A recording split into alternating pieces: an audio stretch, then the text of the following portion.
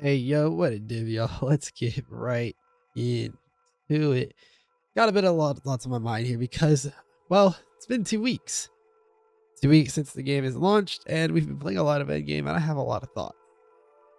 Ignore the fact that I even took some time off to play another character in there that didn't do a whole lot of mapping for very similar reasons to why I stopped mapping in the first place, right? We have a lot of thoughts on the end game, and I want to share those here with you guys because I've already sat down and wrote out like a number of larger things to make as forum posts for the point of giving direct feedback to GGG, but it made me realize that I want to talk a little bit about it here as it's something that's just on my mind, and that's what this channel is for, things that are on my mind. Quick disclaimer, right? If you hear my criticisms and you think I'm attacking GGG or that I hate this game, shut up. Just straight up, shut up. As much as I love the engagement from terrible comments, shut up. That's not what we're doing here. This is the type of feedback that you give to a game that currently needs it, right? They need this critique. They need this feedback from players because the end game is effectively a baby compared to the rest of the game in terms of its development. And as a result, they do just need this feedback so they can continue iterating on it like they already have, right? Like I said in my last video, we did a great job getting them to make changes through giving them feedback on what we do and don't like. We should not stop now. We continue to give them good feedback now when they are the most amenable to changes, not because we want them to change their philosophy on the game or anything, but because we just want them to help. We want them to better fulfill the vision that they have for the game. Vision. Yes, my favorite word. Right. But that's the thing. We want to give them good feedback so they can continue to improve the end game because it needs a lot of improvements. From the Atlas to some of the combat thoughts to some of the way the mechanics work to the bosses, the gearing. Overall, it does just need some work. And that's okay. So we're here for it. Let's get into that. Now, that's all just stuff that we talked about for before getting into the map. Let's actually get in there. Let's get into the map. Let's talk about the combat real quick.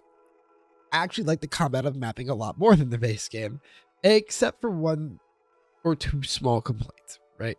Because it does feel good having that density that we know and love about PoE or just RPGs in general.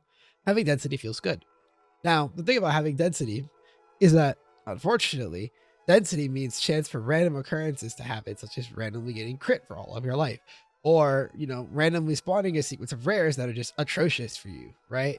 Whatever it may be, random comes with more unfairness in your deaths, and that is definitely something that I have experienced a lot of, especially before the removal, temporary disabling of volatile crystals, as well as the addition of the volatile plants mod, for example, that just recently got nerfed. Like things like that would happen more frequently, and therefore you'd get more tilted by them existing. And what I realized is that it is one part, those deaths are unfair, but it's one part the fact that you only get one death per map, right? You go into a map, you die to some bullshit, that map is gone.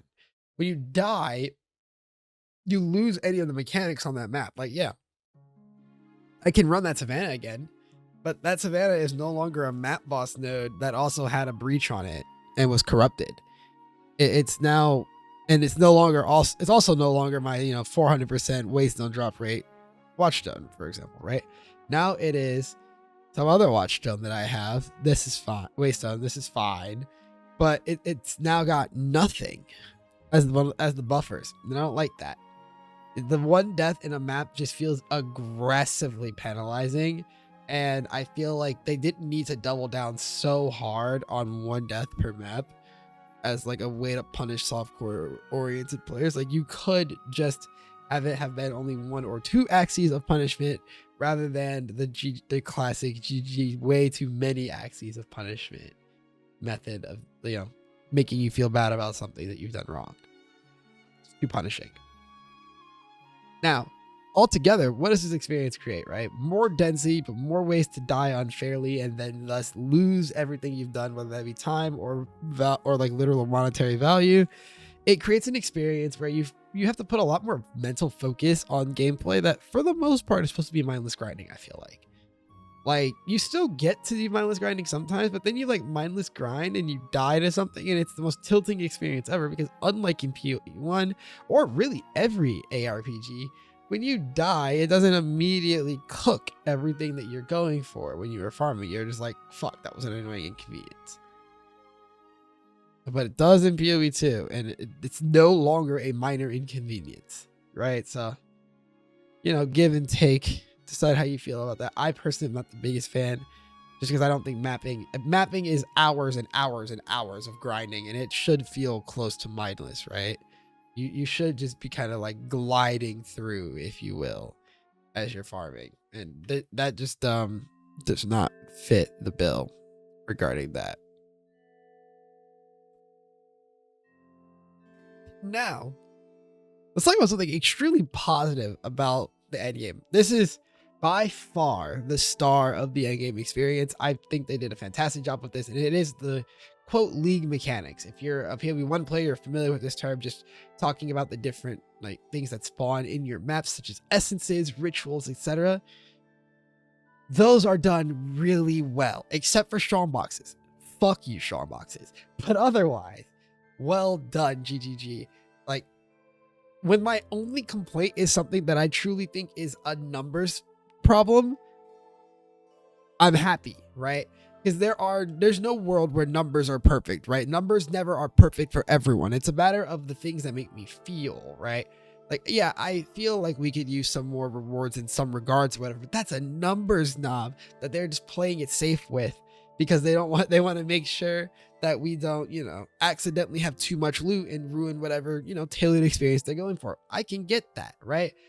And that's beautiful. That's really the only complaint I have about mechanics, again, except for strong boxes. And I'll loop back to strong boxes later, because I want to actually gush over how good the rest of the mechanics are first for a second. You know, going into a map, knowing exactly what mechanic is there, beautiful.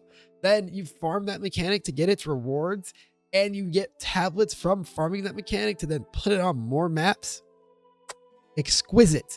And then you go deeper and deeper into the mechanic because you've farmed it enough that you've got enough tablets to put it on your map and get to the boss fight associated with it, so that you can then invest harder in that mechanic. Good golly. That was a incredible sequence to actually play through. I'm so glad that that's in the game. It was one of those things that like I knew was going to be good when they talked about it, but having played it makes me think that this is a system that they thought about how to try to do in PoE1 and just couldn't figure it out because the game was too different from a game like this, or really it was just too established to be able to sustain such a massive change up. But it feels so good to be like, man, I'm an expedition farmer. I'm going to farm expedition. How am I going to do that? Well, I'm going to run expedition to get tablets to run more expedition, to run tablets to get tablets to run more expedition, drop these logbooks, go into logbooks, hunt Olroth, kill Olroth on higher difficulty so that I can then pop those skill points into making my expeditions more juicy. That is an incredible loop. Well fucking done, GGG. Like I said, this entire video is not pure negative. There are things that the endgame does so well, or I can see the start of beautiful design. It just needs criticism so that they can, you know, smooth out the rough parts. Speaking of rough parts, strong boxes. Again, fuck you. But my actual feedback for strong boxes is that they just simply release too slow. Strong boxes feel like they're in the same category of mechanic as essences and shrines, which is that you don't properly invest in them because they don't have a proper end game to it, but they're just meant to be fast hitting sources of rewards that, like, you know, prop up the value of your map, especially if you're doing map boss mapping. And so in that vein, the problem with strong boxes quite literally is that it just feels like it takes too long. I'm ignoring the ways that you can die to them for a second. The two things that actually stand out to me are the fact that it takes too long and smoke clouds suck.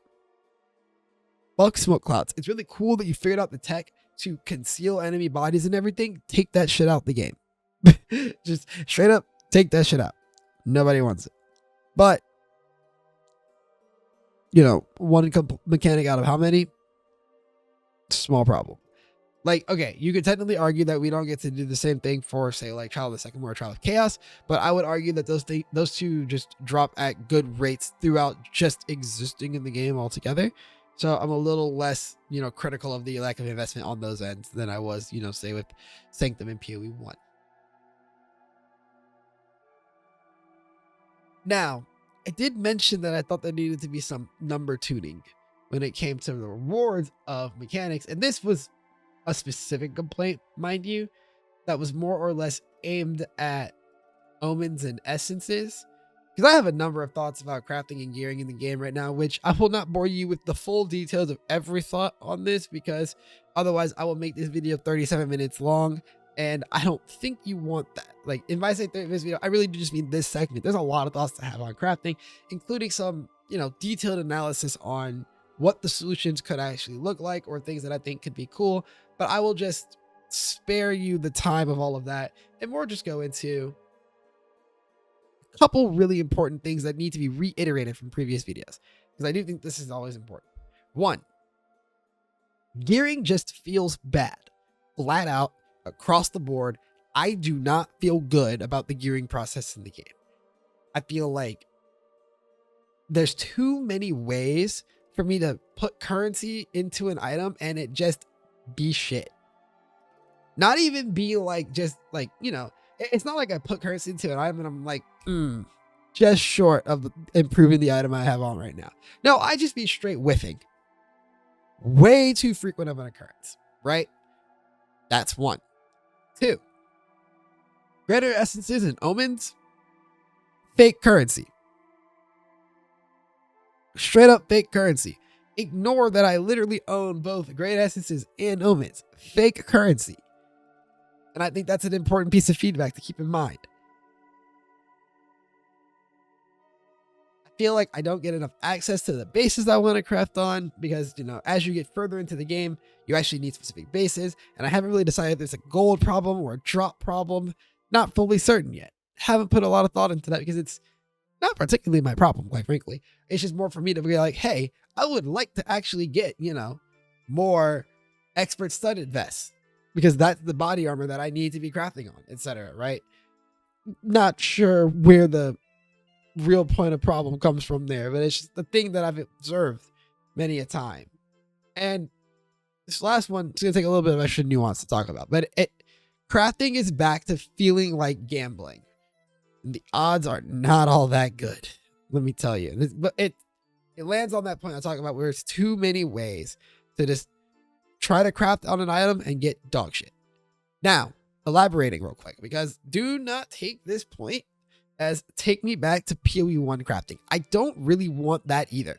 PoE 1 crafting is really boring in a lot of ways for most people, right? For me, it is still an exciting experience, because I'm usually the type of person who is in the data optimizing how to craft. But the reality is that I can do the same thing in a system without having it be me giving you a 12-step process to more or less guarantee the item you want, as long as you have infinite resources at your beck and call to continuously reroll pieces. I don't know if I want that. That's kind of decroded. Not the biggest fan of it. But what it more so was that type of system that we had in crafting in PoE 1 kind of shored up a really big problem, which is just how many bad mods there still are, right? And it's not that I think that like bad mods have to go 100%, because bad mods can be good mods in the right situation, right? For example, there's a time where leech on your weapon would have been considered a sin, but now leech is a suffix on my weapons. And let me tell you, after playing this chunk, God, I need some mana leech, right? I have it on my gloves, but like, if I had got it on my staff, I would not have complained. Like, it's a suffix now. It doesn't compete with my flat damage rolls and whatnot. So I can see the vision there, right? But when you look at these, modifiers that are in the wrong place, right place, etc., it just feels like there's still a lot of way too many ways to just brick. And that does not feel particularly good. I have a couple like mental things that like relate pretty heavily to this. And I think the number one of which is how I feel about tiered gear. Because I think tiered gear was a really good opportunity to try to address this problem. Because the other solution is a solution I don't think GDG would like, and I don't think the PoE community would like either. Right. So I'll talk about this first, the thought with tiered gear, and then I'll talk about the other option. Tiered gear feels like they almost got the right idea. Like getting an item that you ID and it rolls really well, or at least rolls really well, is a little misnomerish if you're familiar with like PoE ones, like heist curios and whatnot. But more specifically, like it does roll with higher tier modifiers than normal on average, right? And that's not particularly conveyed well thanks to the bulky as mod tiering order that they have now, but you do actually get more value on average from IDing a tiered gear piece. Here's the problem. Why can I get tiered gear that is blue? Why can I get blue tiered gear with only one mod? Why is all my tiered gear not just rare items? Why does tiering on my gear not persist through identification? And now, while I have answers to all four of these questions, these are just questions that I feel like we should be feeling free to challenge ourselves and provide feedback accordingly. Should we, think it's a little off? Like me personally, I think if nothing else, not persisting at all through identification is one of the bigger flaws, because you will just get this item that comes out like half decent and you'll slap an exalt on it and it will just roll like T1 of a stat. You're like, well, this is literally the worst exalt I could have put on here, right? So there's that. Now, the other side of this problem is that there are just too many mod types that just don't actually need to be on certain gear types. And that can be solved through like Torchlight's solution to this problem, where the mod pool is definitely more refined down by weapon type. And the downside to this, of course, is literally just the fact that you don't actually get the wild variety of options that PoE is known for in a world like that. And so I completely understand not wanting that, right? Also, before I move on to the next point of my thing, I just need to make it very clear that gearing feels worse than it has in PoE 1. It's still better than Diablo 3 crafting, Diablo 3's gearing. So always remember, it could be worse, y'all. It really could be worse.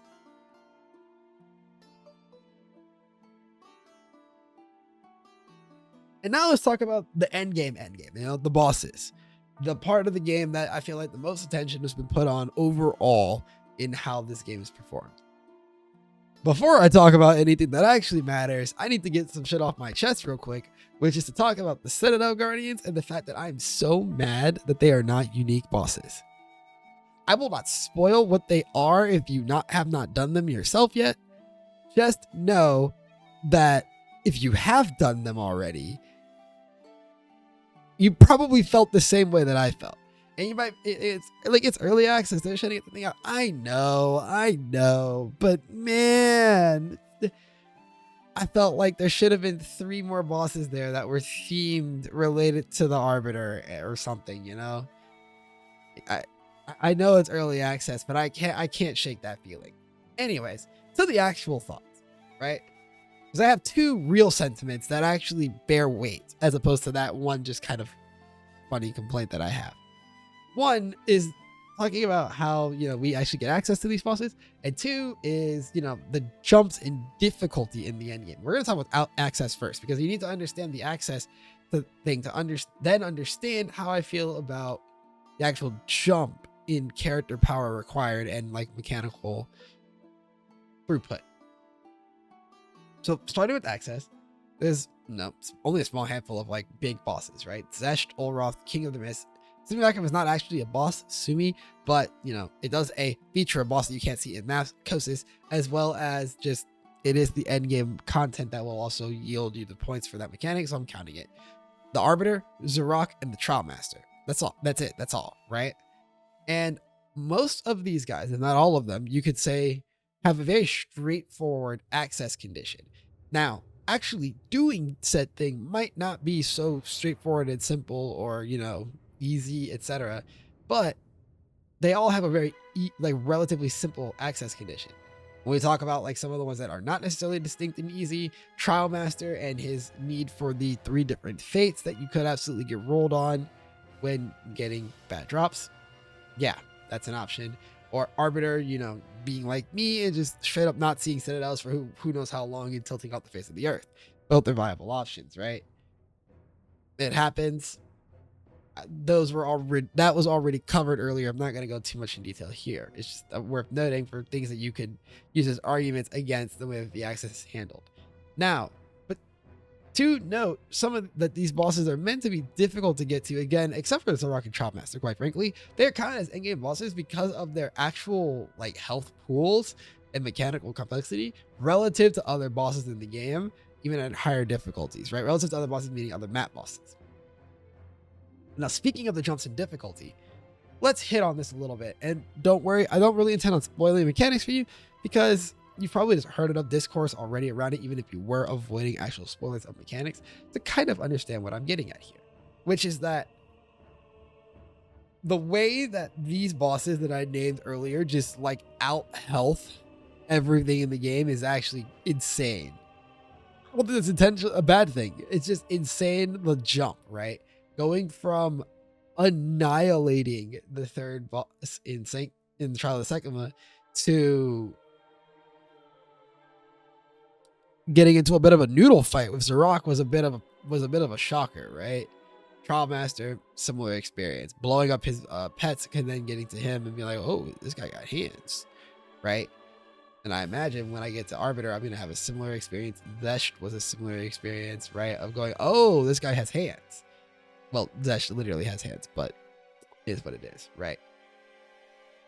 And what I like about this jump is that it is in the HP side of the boss. I was a little worried that this jump would also then include their like literal damage output, but it actually doesn't. It is mostly just in their ability to live your damage, so you actually do experience the fights better. I think that's really cool. And then you can tack on the difficulty stat that they have added to the game that, you know, really ramp it up, which difficulty also, by the way, very, very strong stat. It completely outscales map tier in terms of how strong a map boss node actually is, how strong a map boss is when you're like mapping. So very worth noting, and does the same thing. It definitely skyrockets the health of the like pinnacle bosses. Well, mechanic bosses and then pinnacle boss, the Arbiter, right? Now, here's the thing about that. 2 major points of criticism. 1, some of these bosses are designed in a way that have abilities that you just die if you don't already know what it does. Like, are they readable? Yeah, sure. Like Zarok, I did know how to do the mechanic on the first time through. It would not take very long to figure it out. It was in the time I was actually time stopped that I figured it out. I was like, oh, I see the idea here, but it's because it reminds me of a mechanic from a different game that I've played, right? The actual like telegraphing of the problem is not super clear on first notice, and therefore you encounter this problem, spend a couple seconds trying to figure out how to solve it, die anyways, implode, your run ends, or mechanic ends, whatever, right? And now, for Zarok, I just put in another Barya and go again. Baryas are pretty common and pretty cheap in trade, and even like I feel like SSF I would have enough Baryas to keep trying to fight him, right? That feels fine, you know. In the case of Trial Master, I might complain a little bit about fate drop rates. I need to look into more. Well, you know, I need to see if there's more data to suggest that there's any skewing in the drop rate of the fates, or if it is just all 1 in 3, right? But now we could talk about like the Arbiter. We know I don't like the Citadel system and how hard it is to actually get the Citadels to spawn. You get Citadels, that's how you get the fragments for the Arbiter. You go through who knows how many hours of grinding. You get yourself a set of the Arbiter. You're like, oh my god, I can't wait to try this fight out. You try it out, you die, you get fucked on, and you're like, I have to go back through all of those hours of grinding to get another attempt. Fuck that, right? And then you look at trade. But unfortunately, the accessibility is that low on the fight, so the price of it on trade is that high. And now you're just like, ugh, I hate trade, right? And this edges into another video topic of mine for the future, talking about how designing around trade has some extreme pros and some extreme cons, but there's no like right answer, all that stuff. You'll hear all that in a different video, but just know that it's relevant to this discussion because, like, are you going to pay a couple div to try the Arbiter again in that situation? Are you going to try to farm him back out? Are you going to farm him back out, then stare at the 2 div worth of fragments and be like, you know what? I think it's worth it to me to try to do the fight. Like, or are you just going to be like, fuck that? And I haven't even gotten to the meat of that, right? Because that was all talking about the first time you want to kill them. But remember that there's a difficulty system that, or like an investment system that makes these bosses drop more loot. So, or better loot and more loot, right? So you're like, I'm over here burning 2 div every time I want to try to learn the Arbiter at base. Meanwhile, it's at 2 div because somebody is farming the Arbiter on a higher difficulty and dropping a ton of loot that then, you know, pays for all of that. That's a trade problem. If you're an SSF, the problem is more so literally just getting access to it because the access to the fight was nuked because of trade.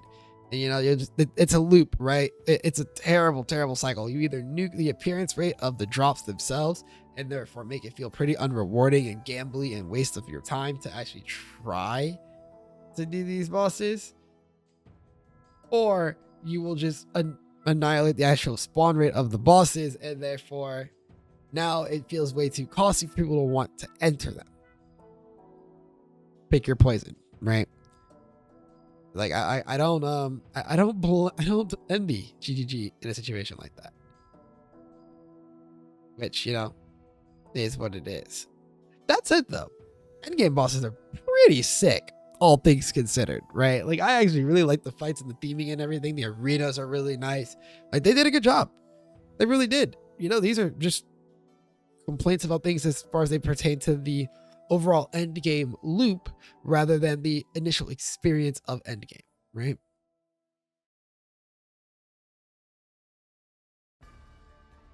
The first section that I want to talk about, I think, is the most blatantly obvious. Not obvious in the sense of like, oh, this is so clearly where all the problems stem from, but more so obvious in the sense that it is the tell that you get into you're into the endgame.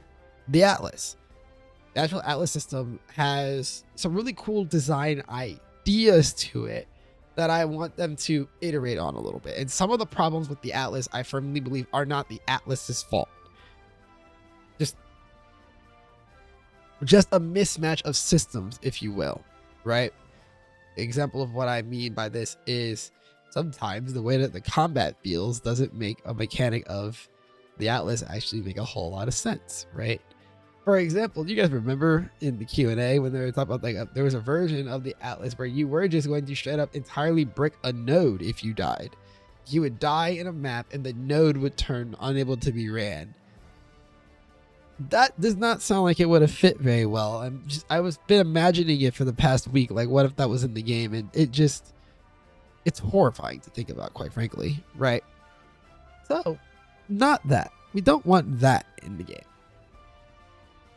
But there's other problems that are still present that should be dealt with. The number one of which for me is the UI. I actually just think the UI needs several improvements, which this just takes people actually playing with it and giving this feedback.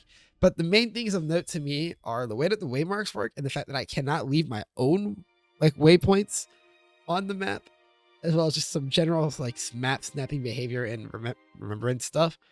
Talking specifically here about, for example, when you open the map and you look around, you will see these icons potentially on the edge of your screen that are a house icon, a player icon, and a skull icon. And those snap you to player icon is where the map you just ran. Map icon is, or not map, house icon is to the starting point of the Atlas, and skull icon is to the burning monolith. There are no icons for citadels if you had spotted one. There are no icons for, towers. There are no icons for, just you wanting to leave icons somewhere. You're trying to remember a couple zones that you've been exploring to, and you need to get some more resources to juice up through the towers, right? You can't do any of that. And I think that is definitely my first thing, alongside like a search function or, you know, navigating node types, whether it be by map or by like, you know, buff value on it, whatever it may be. Things like that, I feel like take a lot of priority in my mind, just because if I'm going to suffer, I at least wanted to feel good while I'm suffering. I think that's a reasonable request. Now, for the other problems, tower nodes are very, very high on my list as well. And it's not because of towers being like inherently bad design or anything. It is specifically the fact that towers give no loot, and that feels really, really, really, really, really bad. Especially before you realize that towers give basically no loot, and you put in, you're like, oh man, I'm gonna put this nice T12 in there because I just got my first T12. I'm gonna put it in this tower I need to run, and oh wow, my map just gave me no loot basically. And that's, you know, obviously if you're at the point of T12s and you're doing that, like, you should have realized from the previous towers you had already run at that point that your tower maps don't give loot really. But you should also then ask the question, why is that a thing? Right? That's kind of where I'm at with it. And similarly related to this is definitely just the thought of, like, should you actually be running your highest tier map? And I like it when the answer to that question is just yes. Call me old fashioned. I don't like having to run like, oh man, I'm just gonna go pap around on these 12s, 13s that I'm over sustaining. Because if I try to run my 15s everywhere, I'll just run out of maps, because not every map will drop enough maps to make it worth it. And, you know, like, that doesn't feel good either. So I'd like to see that adjusted, but I know that that's kind of a Pandora's box type of thing. So, you know, give them their space on that. Now, the one that I'm not going to give them that much space on is Citadels. I do not like the spawn rate of Citadels at all.